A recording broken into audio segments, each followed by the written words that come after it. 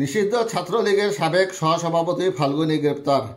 নিষিদ্ধ ছাত্রলীগের চট্টগ্রাম বিশ্ববিদ্যালয় শাখার সাবেক সহসভাপতি ফাল্গুনী দাসকে গ্রেপ্তার করেছে পুলিশ।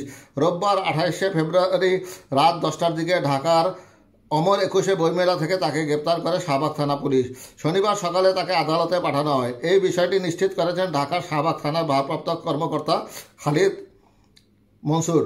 ফাল্গুনী দাসকে গ্রেপ্তারের বিষয়ে চট্টগ্রাম বিশ্ববিদ্যালয়ের ছাত্র মজলিসের সভাপতি সাকিব মাহমুদ রুমি বলেন, গতকাল রাত 9:30টার দিকে আমরা কয়েকজন বন্ধু বইমেলা প্রাঙ্গণে ছিলাম।